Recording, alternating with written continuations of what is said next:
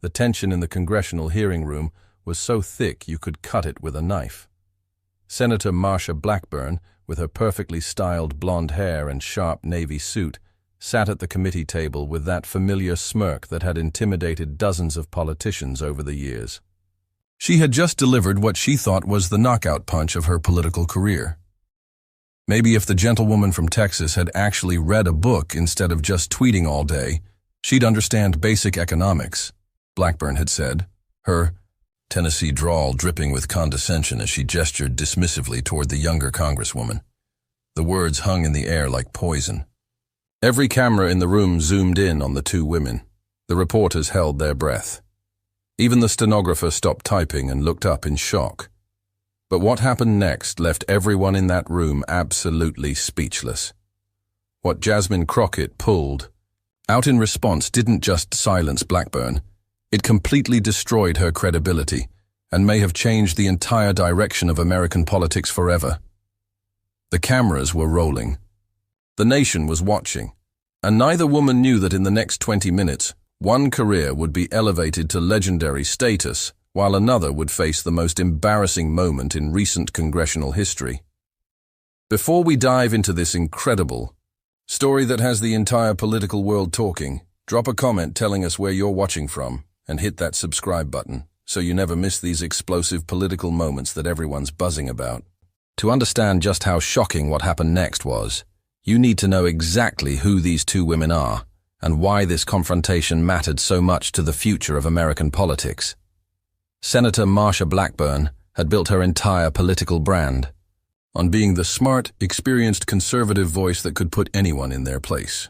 At 71 years old, she'd spent decades climbing the political ladder in Tennessee, starting from local politics and working her way up to the United States Senate.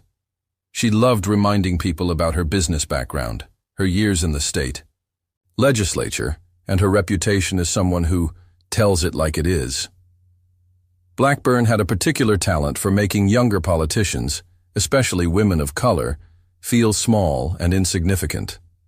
She would use her age, her experience, and her position to talk down to them like they were students in her classroom, rather than equals in the halls of power. It was a strategy that had worked for her countless times before. On this particular day, she'd come prepared for what she thought would be easy prey. The committee was discussing a complex economic development bill, and Blackburn had done her homework. She had charts, statistics, and that confident smile that said she was about to school everyone in the room about how the real world actually works. But sitting across from her was someone who represented everything that threatened Blackburn's old guard politics. Congresswoman Jasmine Crockett from Texas was only 42 years old, but she had already made waves in Washington with her sharp questioning and her refusal to back down from anyone. Crockett was young, black, outspoken, and had a massive social media following that hung on her every word. She represented a new generation of politicians who didn't respect the old hierarchies just because they were old.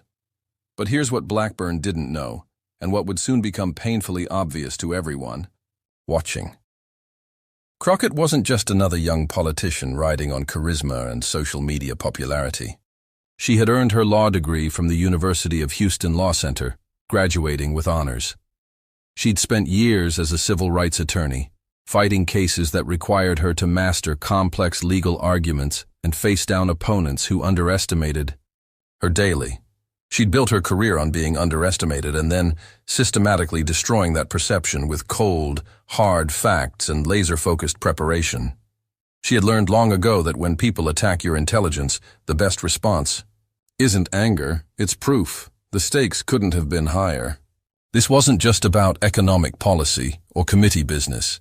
This was about respect, representation, and whether the old ways of doing politics could survive in the modern era. For Blackburn, it was about maintaining her image as the wise elder, stateswoman who could put young upstarts in their place. For Crockett, it was about proving that intelligence and capability weren't determined by age, race, or how many years you'd been in Washington. The room was packed with reporters from every major news organization. Cameras were positioned at every angle, ready to capture whatever fireworks were about to happen. Social media was already buzzing with anticipation because everyone who followed politics knew that these two women represented completely different visions of what American leadership should look like. Everyone could sense that something big was about to happen. They just had no idea how big. The hearing had started normally enough. The committee was discussing a new economic development bill that would provide tax incentives and grants to small businesses in underserved communities. Members were taking turns asking questions and making statements, following the usual congressional procedures that most Americans find boring. But Marsha Blackburn had been building up to her moment all morning. She wasn't interested in the boring, procedural stuff. She had come to this hearing with a plan to establish her dominance and put the young congresswoman from Texas in her place. First, she started with subtle jabs. When discussing the cost projections in the bill, she made comments like, "I'm concerned that some of my colleagues don't fully grasp the long-term fiscal implications of this kind of spending." Her eyes would sweep the room, but always seemed to linger on Crockett, making it clear who she was talking about without saying it directly. Then she moved to questioning the implementation timeline. "Having run businesses in the real world," she said with emphasis, adjusting her reading glasses dramatically, "unlike some people in this room who went straight from law school to politics, I understand what actually works in practice versus what sounds good in theory." The comment was clearly directed at Crockett, and everyone in the room knew it. But Crockett just sat there calmly, taking notes, occasionally whispering to her chief of staff.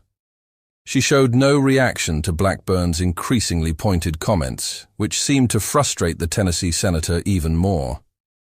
What Blackburn didn't realize was that behind Crockett's calm exterior, she was methodically cataloging every slight, every assumption, every condescending remark. Her legal training had taught her to never react emotionally in the moment, but instead to build an airtight case that would demolish her opponent when the time was right. During the 15-minute break, the tension was palpable. Reporters could be heard whispering in the gallery. "Blackburn's setting something up," one veteran political journalist muttered to his colleague. "She's been gunning for Crockett all morning. This is going to get ugly." But something else was happening during that break that would prove crucial to what came next. Crockett's chief of staff was quietly sliding her a thick folder filled with research they had prepared weeks earlier. They had anticipated this exact scenario. Blackburn was known throughout Washington for her condescending attacks on younger colleagues, especially women of color. "She's walking right into it," Crockett whispered to her aide with a slight smile playing at the corners of her mouth. "Just like we thought she would."